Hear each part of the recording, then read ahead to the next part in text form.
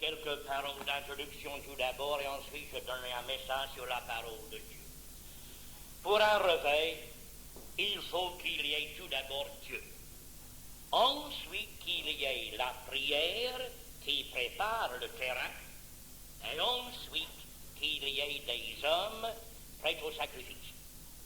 Lorsque Dieu est là, lorsque le terrain est préparé par la prière et les hommes sont prêts au sacrifice, le réveil peut avoir lieu partout.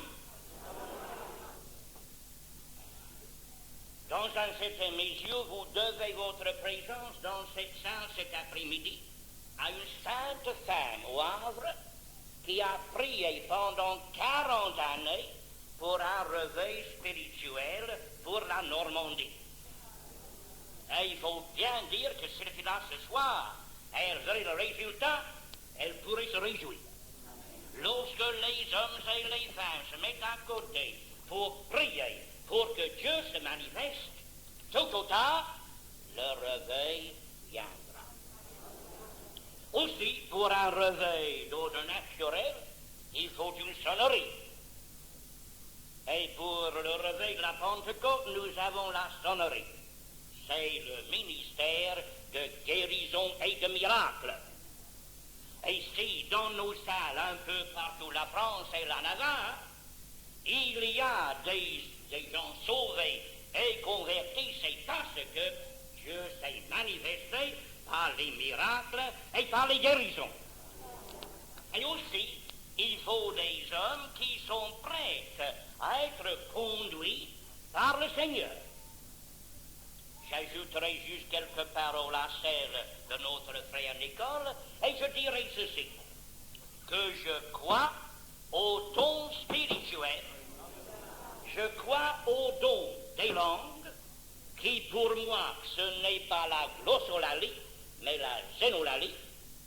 Je crois au don de la prophétie, car j'en ai éprouvé les résultats, et je crois à tous les dons de l'esprit.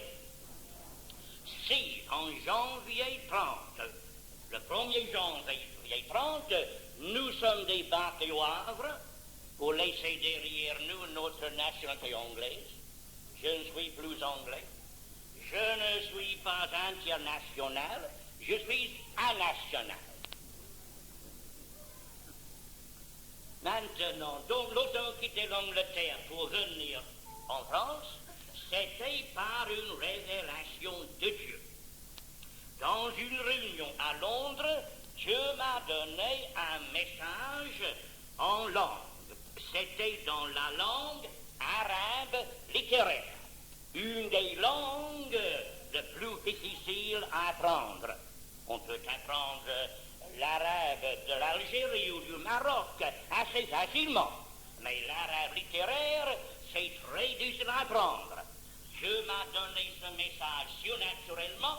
Le message était contrôlé par un professeur de langue orientale de l'université de Cambridge. Et l'interprétation était là, à travers la porte est ouverte devant toi, et plus tard je te conduirai plus loin.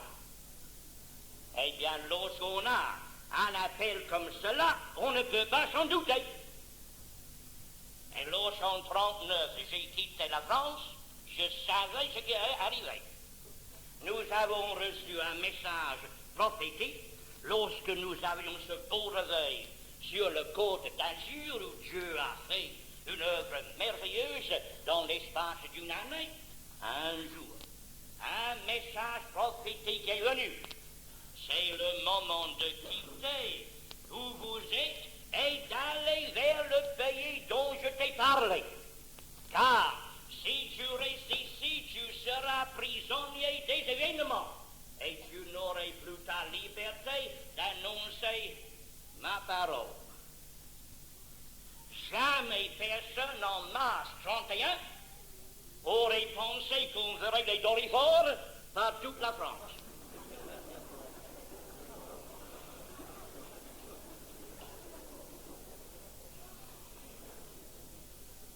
Mais le Seigneur nous avait prévu, et c'est pourquoi, en septembre 39, nous sommes partis pour le Congo. dirigé par le Seigneur. Et maintenant, dans cette partie du Congo, il y a une église indigène qui n'a plus de missionnaires, mais qui a de vrais apôtres, parce qu'ils ont le don de guérison. Moi, je ne comprends pas les apôtres qui n'ont pas le don de guérison. Et ni les prophètes qui ne prophétisent pas la vérité. Ils ont des apôtres et des vrais prophètes indigènes, et l'Église ne fait que croître, mais mieux que lorsque les missionnaires y étaient. Donc je crois aux dons spirituels, et je crois que par ces dons, le Seigneur peut conduire comme dans les temps de la primitive Église. Nous avons mis devant nous le méthode Pauline. Nous avons mis devant nous le modèle des actes des apôtres. Et nous croyons que nous devons y revenir. Après le réveil du Havre, Dieu m'a montré la ville de Rouen. Et les amis du Havre m'ont dit, mais jamais vous y ferez quelque chose. C'était assez pour me pousser pour y aller. Eh bien, effectivement, nous n'avons pas fait grand-chose. Nous avons fait une petite prêche, je crois que c'était en septembre 31, sauf que je n'ai pas la mémoire des dates. Nous avons eu notre frère Franck avec nous. Il a fait ses premiers pas ici à Rouen. Notre frère André Nicole a fait ses premiers pas dans le ministère ici avec nous à Rouen dans les tout premiers jours. Le frère regretté Marc Nicole était là aussi avec nous. Nous étions, moi, ma femme, le frère Franck, Marc Nicole et André Nicole, et nous logions tous la même enseigne. Et nous payons parce qu'une sœur nous a bien voulu faire notre cuisine. À nous, combien? 50 francs par jour. Et si nous n'avions pas cette sœur pour nous faire notre cuisine pour 50 francs par jour, eh bien nous aurions été bien vite en faillite. Mais par la grâce de Dieu, cela a tenu. Et maintenant, une autre direction de la part du Seigneur, j'en suis pleinement sûr. J'avais vu notre frère M. Nicole dans une église baptiste 2 fois refroidie, même frigorifiée, si je peux dire le mot. Et Dieu lui avait donné le baptême du Saint-Esprit, comme il vous a dit, au mois de mai 31. Et lorsqu'il y avait un petit commencement ici à Rouen, ces quelques amis ont attesté tout à l'heure, j'ai bien compris que le mouvement en France avait besoin d'un homme d'âge, nous étions tous des jeunes, avait besoin d'un homme d'âge et d'une connaissance de la parole de Dieu et d'une stabilité de ministère.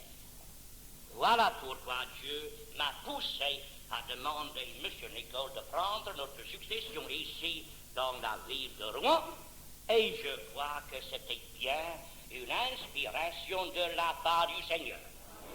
Les fruits sont là et nous en bénissons son sein. Alléluia. Maintenant, juste une parole de peur que nous restions trop dans le passé. Si le passé est glorieux, l'avenir sera plus glorieux. Amen. Je vais maintenant tourner donc avec vous à la 3e chapitre de Philippiens. Et je commence avec le verset 4 pour m'arrêter au verset 14. Philippiens chapitre 3 verset 4. Moi aussi cependant, j'aurai sujet de mettre ma confiance en la chair. Si quelque autre croit pouvoir se confier en la chair, je le puis bien davantage, moi, circoncis le 8e jour, de la race d'Israël, de la tribu de Benjamin, hébreu, né d'hébreu, Quant à la loi pharisien, quant aux zèles persécuteurs de l'Église, irréprochable à l'égard de la justice de la loi. Mais ces choses qui étaient pour moi des gains, je les ai regardées comme une perte à cause de Christ. Et même, je regarde toutes choses comme une perte à cause de l'excellence de la connaissance de Jésus-Christ, mon Seigneur, pour lequel j'ai renoncé à tout, et je les regarde comme de la boue, afin de gagner Christ, et d'être trouvé en lui, non avec ma justice, celle qui vient de la loi, mais celle qui vient de la foi qui s'obtient par la foi en Christ, la justice qui vient de Dieu par la foi, afin de connaître Christ et la puissance de sa résurrection et la communion de ses souffrances, en devenant conforme à lui dans sa mort, pour parvenir, si je puis, à la résurrection d'entre les morts. Ce n'est pas que j'ai déjà remporté le prix, ou que j'ai déjà atteint la perfection, mais je cours pour tâcher de le saisir, puisque moi aussi j'étais saisi par Jésus-Christ. Frère, je ne pense pas l'avoir saisi, mais je fais une chose, oubliant ce qui est en arrière et me portant vers ce qui est en avant, je cours vers le but pour remporter le prix de la vocation céleste de Dieu en Jésus-Christ. Alléluia. Oubliant les choses qui sont en arrière, je cours vers le but, non pas juste pour être sauvé, non pas juste pour jouir de la vie éternelle, mais pour remporter le prix, la prix de la vocation céleste. Et frères et sœurs, c'est ce que nous avons à faire. Si dans le passé Dieu a béni, si dans le présent Dieu bénit, l'avenir est encore plus glorieux. Alléluia. Vous avez dans ce chapitre 3 époques dans la vie de l'apôtre Paul.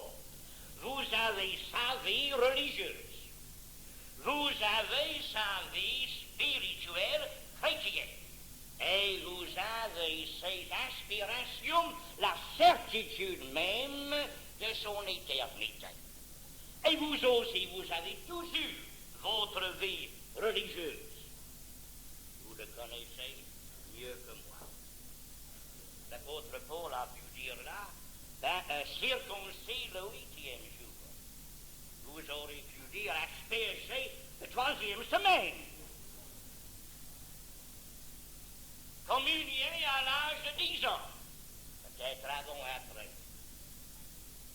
Vous avez toujours votre vie religieuse, mais pas comme lui.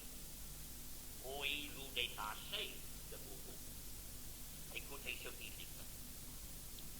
Je suis circoncis le 8e jour, donc obéissant strictement à la loi de Dieu, de la race d'Israël. En ce temps-là, le peuple d'Israël était le peuple de Dieu.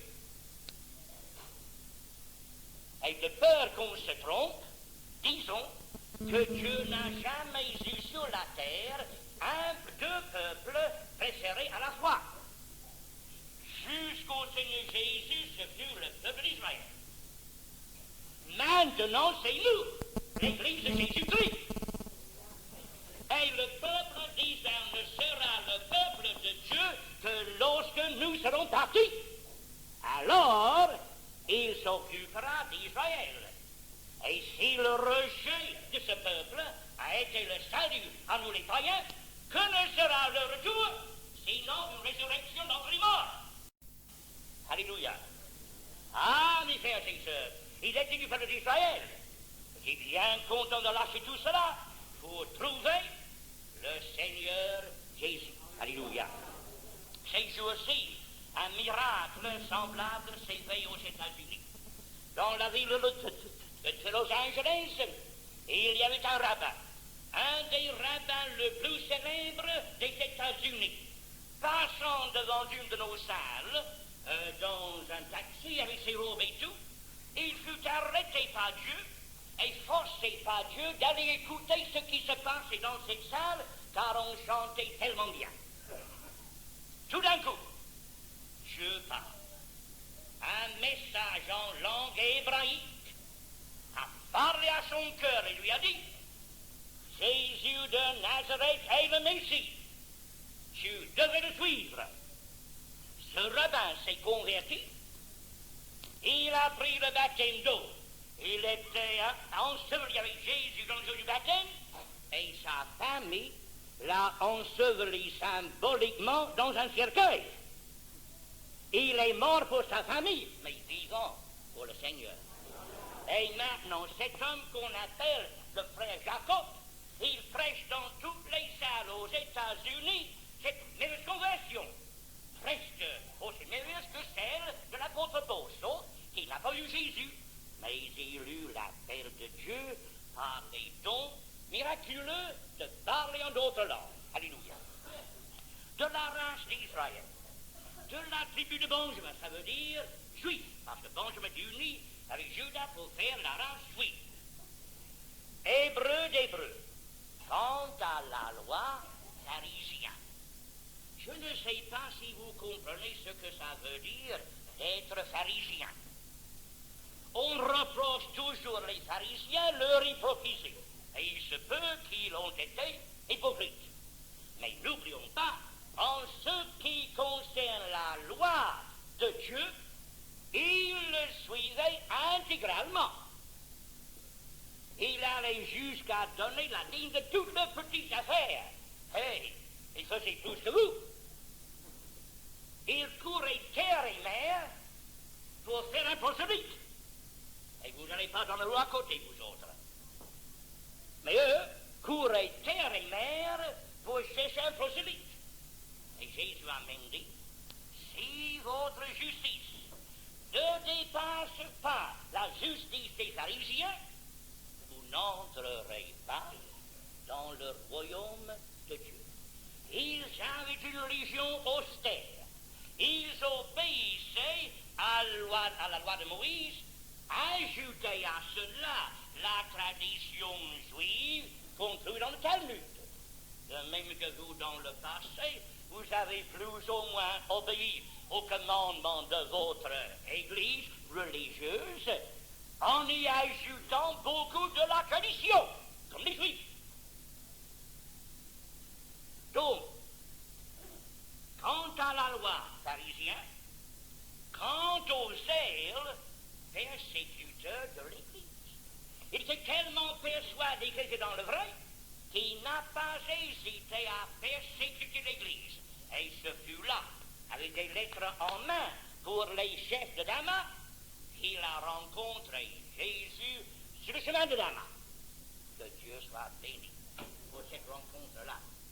Et que Dieu soit béni ce qu'aujourd'hui, nous autres, avoir notre expérience, la conversion, rencontrer Jésus sur notre chemin de Damas. Et là, humilié, brisé, dit: Seigneur, que veux-tu que je fasse? Ce ne fut pas une conversion sentimentale, ça. C'était pas quelque chose qui touchait et qui un petit peu ému son cœur. C'était sa volonté qui cédait. Et frères et sœurs, la vraie conversion, c'est lorsque la volonté est donnée aussi bien que le cœur. Le cœur est tantôt frivole. Mais lorsqu'on donne ça, c'est beaucoup plus important. Eh bien, quant au zèle persécuteur de l'Église, écoutez ceci, irréprochable à l'égard de la justice de la loi.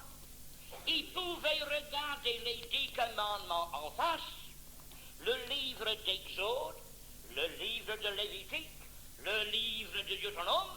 Il pouvait regarder ça en face et se trouvait irréprochable, ce qu'aucun parmi nous ne pouvait faire. Il pouvait regarder en face la loi de Moïse et se voir irréprochable. Il avait suivi sa religion, la loi de Moïse, la loi de Dieu, intégralement. Il n'avait rien à se reprocher, et si il le dit, c'est vrai. Mais le jour qu'il a rencontré Jésus, il a laissé de côté sa vie religieuse. Et tout ce qu'il avait comme priorité dans la religion d'Israël, il a laissé comme de la boue, il nous le dit, afin de gagner Christ. Et d'être trouvé où? D'être trouvé en Jésus. Non avec ma justice, qui me vient de la loi, mais avec celle qui s'obtient par la foi en Christ, la justice qui vient de Dieu par la foi, afin de connaître Christ. Jésus a dit, je vous ai dit tout à l'heure, si votre justice ne surpasse celle des pharisiens, vous n'entrerez pas dans le royaume de Dieu. Et cela tient pour vous, cet après-midi. Si votre justice ne dépasse celle des pharisiens, vous n'entrerez pas dans le royaume de Dieu. Alors, M. Scott, qu'est-ce qu'il y a comme justice qui surpasse celle des pharisiens? Il n'y a qu'une seule. C'est celle du Seigneur Jésus. Et le jour où vous avez cru au Seigneur Jésus, qu'est-ce qu'il a fait? Il a enlevé vos haillons, il a enlevé vos vêtements souillés, il vous a revêtu de la robe de sa propre justice. Et maintenant, Dieu vous regarde à travers Jésus.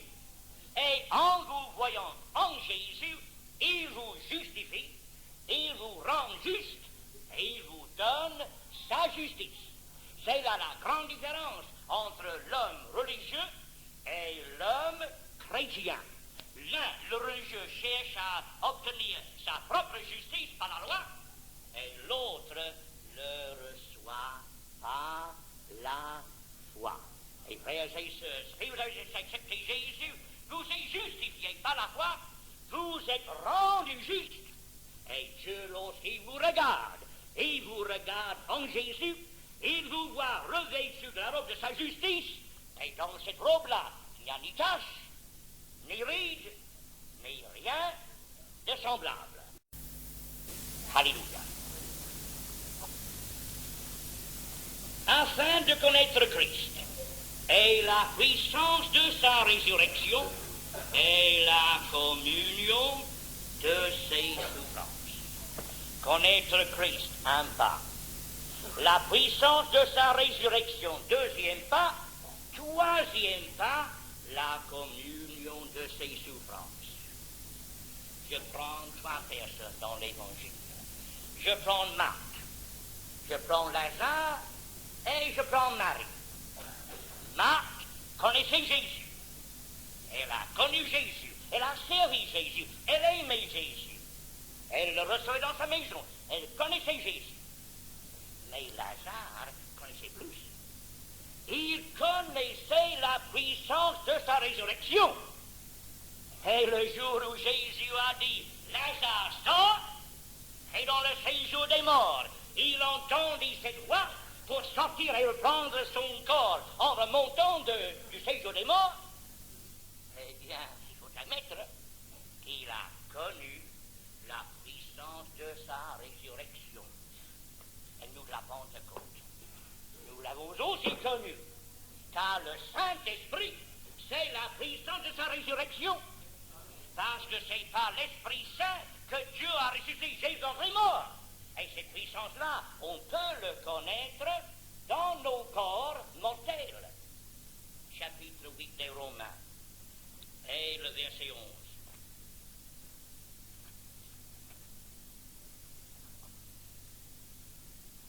Si l'Esprit de celui qui a ressuscité Christ d'entre les morts habite en vous, celui qui a ressuscité Christ d'entre les morts rendra aussi, non pas la vie à vos corps morts, à la résurrection, mais la vie à vos corps mortels. Vos corps de maintenant peuvent connaître la vie de Dieu de par l'Esprit Saint. Et lorsque l'Esprit Saint est là, mes frères et sœurs, la maladie ne peut pas y être. Il rendra la vie à vos corps mortels par son Esprit qui habite en vous. Béni soit son nom. Je retourne à ce chapitre 3 de Philippiens et je continue. Ce n'est pas que j'ai déjà remporté le prix, dit l'apôtre, ou que j'ai déjà atteint la perfection, mais je cours, comme notre frère dit tout à l'heure, il ne marchait pas celui-là à petits pas, il n'allait pas au trot, il courait. L'apôtre Paul de dynamique, il avait un zèle qui débordait, un zèle qui le poussait à faire connaître Christ à toutes les personnes sur son chemin. Il courait vers le but. Frère, je ne pense pas l'avoir saisi, mais je cours pour tâcher de le saisir. Puisque moi, si je dis saisis pas Jésus-Christ maintenant. Frère, je ne pense pas l'avoir saisi, mais je fais une chose.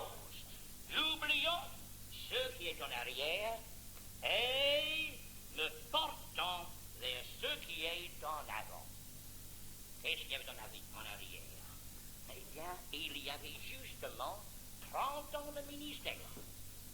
Il a écrit cet épître en l'an 64. Il s'est converti en l'âge 35, à l'an 35. Donc, il avait presque 30 ans de ministère. Et il avait du succès. Mais aussi, avait-il des défaites? Il avait des victoires. Mais aussi avait-il les échecs. Quels échecs, monsieur Scott? Écoutez. Lorsque l'Esprit Saint a dit, c'est pas moi, Paul et Barnabas, pour l'œuvre à laquelle je les ai appelés, si Paul et Barnabas avaient resté ensemble jusqu'à la fin, on peut être sûr que le ministère aurait autrement apporté. Mais le moment qu'ils se sont disputés pour une bagatelle, c'est là un vrai échec. Mes frères et sœurs, il faut admettre que lorsqu'il y a une vision dans le corps de Christ, parmi ceux qui sont baptisés du Saint-Esprit, c'est un échec. Nous devons être unis dans l'esprit. Et quand on ne peut pas, il y a quelque chose qui ne va pas.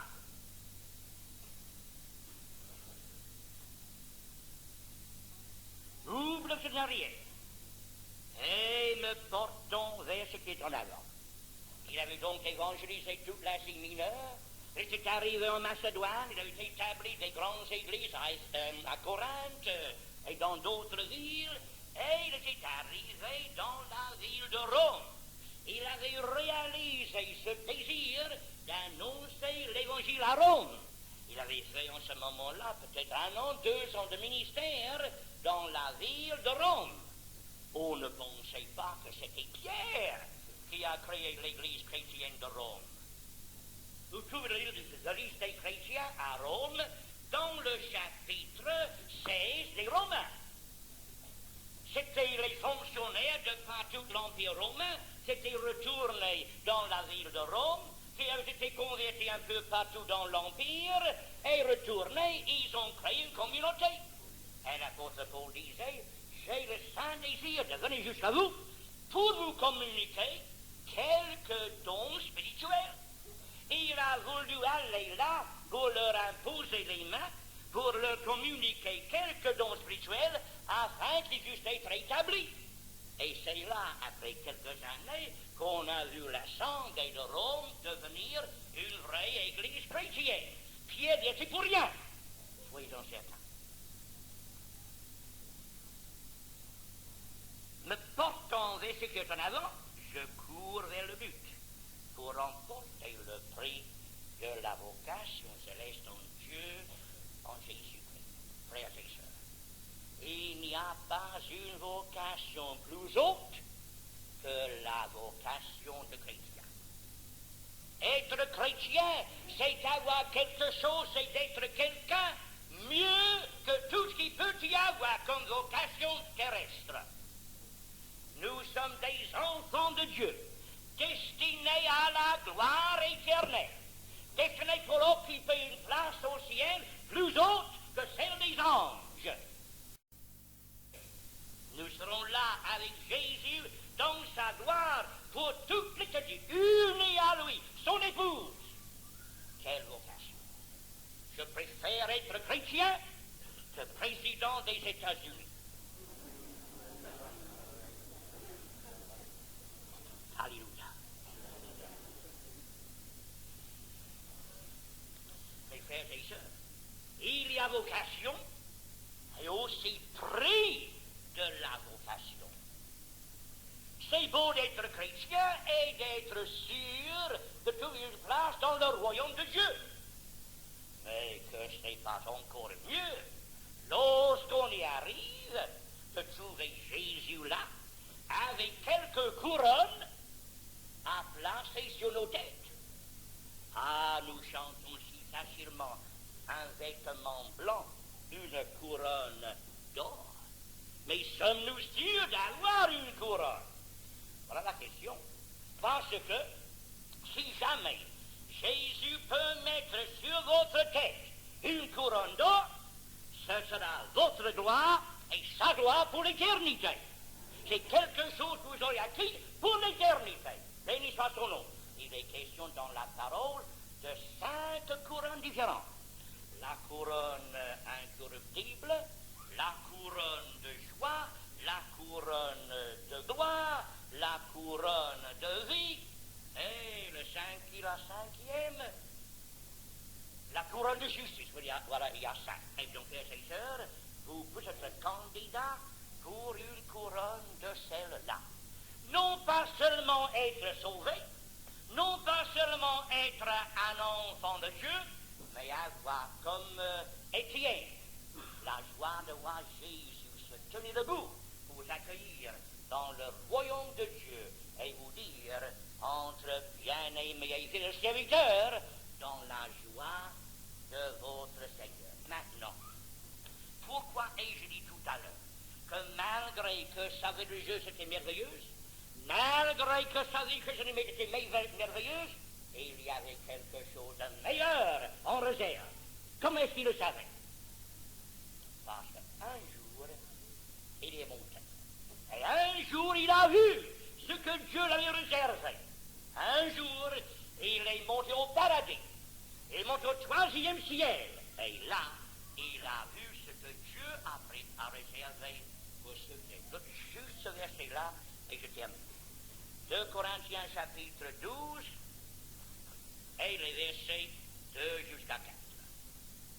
Je connais, dit-il, un homme en Christ qui fut, il y a 14 ans, lorsqu'il était battu sur la plage avec des pierres, il y a 14 ans, ravi jusqu'au 3e ciel.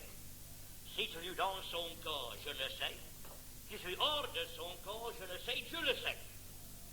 Et je sais que cet homme, si ce fut dans son corps ou sans son corps, je ne sais, Dieu le sait, fut enlevé dans le paradis, et qu'il entendit des paroles ineffables, il a permis à l'homme d'exprimer.